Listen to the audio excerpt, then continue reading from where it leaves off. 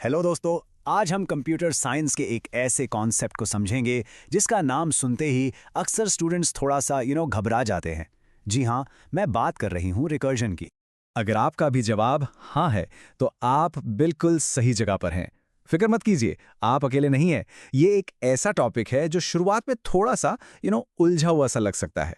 लेकिन मेरा आपसे वादा है, अगले कुछ ही मिनट्स में हम इस कॉन्सेप्ट को इतना साफ और सरल बना देंगे कि आप इसे आई प्रॉमिस कभी नहीं भूलेंगे। तो आर यू रेडी? चलिए शुरू करते हैं। तो आखिर ये रिकर्जन है क्या? सबसे आसान तरीका है इसे एक रियल लाइफ चीज से जोड़कर देखना। जरा इमेजिन कीजिए कि आप दो शीशों यानी मिरर्स के बीच में खड़े हैं। आपको क्या दिखेगा? आपकी परछाई, और उस परछाई के अंदर एक और परछाई, और उसके अंदर एक और। ये सिलसिला अनंत तक चलता जाता है, राइट? बस कंप्यूटर प्रोग्रामिंग में रिकर्जन बिल्कुल यही है। ये एक ऐसा फंक्शन है जो एक बड़ी प्रॉब्लम को सॉल्व करने के लिए बार बार खुद को ही कॉल करता है, लेकिन हर बार एक थोड़ी सी छोटी प्रॉब्लम के साथ। अब देखिए, जैसे हर जादू के खेल के कुछ नियम होते हैं ना, वैसे ही रिकर्जन के भी सिर्फ दो जरूरी नियम है। और यकीन मानिए, अगर आपने इन दो नियमों को समझ लिया तो आपने रिकर्जन को समझ लिया। It's that simple. तो ये हैं वो दो नियम। पहला है बेस केस। सीधे शब्दों में ये है रुकने की शर्त। ये फंक्शन को बताता है कि भाई अब बस काम खत्म हो गया है। इसके बिना फंक्शन अनंत बार चलता रहेगा, कभी रुकेगा ही नहीं। और दूसरा है रिकर्सिव केस। ये वो हिस्सा है जहां फंक्शन, हाँ आपने सही सोचा, खुद को दोबारा बुलाता है, लेकिन हर बार एक छोटी प्रॉब्लम के साथ, जब तक कि वो अपने बेस केस तक ना पहुंच जाए। चलिए, इसको सबसे क्लासिक एग्जाम्पल फैक्टोरियल से समझते हैं।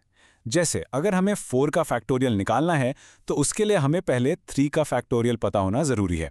मतलब हर बड़ी प्रॉब्लम के अंदर एक वैसी ही लेकिन थोड़ी छोटी प्रॉब्लम छुपी हुई है। बिल्कुल एक बड़ी रशियन डॉल के अंदर एक छोटी डॉल होने जैसा है। तो जब हम कंप्यूटर को कहते हैं फैक्टोरियल 4 कैलकुलेट करो, तो वो कहता है ओके, मुझे फैक्टोरियल 4 तो नहीं पता, लेकिन इसका जवाब है 4 को फैक्टोरियल 3 से मल्टीप्लाई करके। और ऐसा कहकर वो फैक्टोरियल 3 को कॉल कर देता है। अब फैक्टोरियल 3 फंक्शन भी बिल्कुल वही काम करता है। वो कहता है मेरा जवाब होगा 3 को फैक्टोरियल 2 से मल्टीप्लाई करके। आप पैटर्न देख रहे हैं? हर बार प्रॉब्लम एक स्टेप छोटी होती जा रही है और ये सिलसिला चलता रहता है। फैक्टोरियल 2 कॉल करता है फैक्टोरियल 1 को। अब तक हमारी कैलकुलेशन ऐसी दिख रही है, 4 गुणा 3 गुणा 2 गुणा फैक्टोरियल 1। हम अपने फाइनल आंसर के बहुत करीब आ रहे हैं। और आखिर में फैक्टोरियल 1 कॉल करता है फैक्टोरियल 0 को। और यहां पर हमारा बेस केस यानी रुकने की शर्त आ जाती है, क्योंकि हमने कंप्यूटर को पहले ही बता रखा है कि फैक्टोरियल 0 का जवाब हमेशा 1 होता है, यहां आकर रुकना है। और जैसे ही फैक्टोरियल 0 का जवाब 1 मिलता है ना, सारी रुकी हुई कॉल्स उल्टा चलना शुरू हो जाती हैं। ये 1 पिछले कॉल के जवाब से मल्टीप्लाई होता है, फिर वो उसके पिछले वाले से, और ये सिलसिला तब तक चलता रहता है जब तक हमें हमारा फाइनल आंसर 24 नहीं मिल जाता। Simple, right? तो ये जो हो रहा था, एक फंक्शन दूसरे को बुला रहा था और उसके जवाब का इंतजार कर रहा था। कंप्यूटर इस सब का हिसाब किताब कैसे रखता है? इसके लिए वो एक खास मेमोरी का इस्तेमाल करता है जिसे कॉल स्टैक कहते हैं। इस कॉल स्टैक को आप एक ढेर में रखी हुई प्लेट्स की तरह सोच सकते हैं। जब आप एक के ऊपर एक प्लेट्स रखते हैं तो सबसे पहले आपको ऊपर वाली प्लेट ही उठानी पड़ती है, वही प्लेट जो आपने आखिर में रखी थी, राइट? बिल्कुल ऐसे ही हर फंक्शन कॉल एक प्लेट की तरह स्टैक में रखा जाता है, और जो कॉल सबसे आखिर में आता है, जैसे हमारे एग्जाम्पल में फैक्टोरियल 0 था, वो सबसे पहले सॉल्व होता है। और इसीलिए बेस केस का होना सबसे ज्यादा जरूरी है।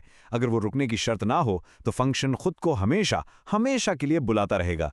प्लेट्स का ढेर इतना बड़ा हो जाएगा कि कंप्यूटर की मेमोरी ही फुल हो जाएगी और प्रोग्राम क्रैश।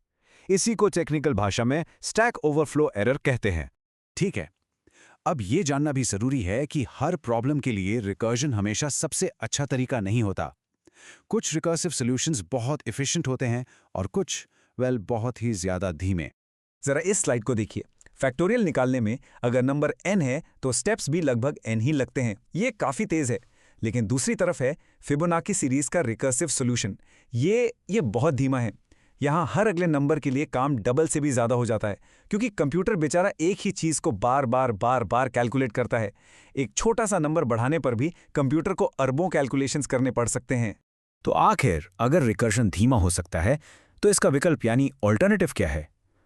इसका सबसे आम विकल्प है इटरेशन, यानी कि हमारे पुराने दोस्त फॉर लूप्स और व्हाइल लूप्स का इस्तेमाल करना।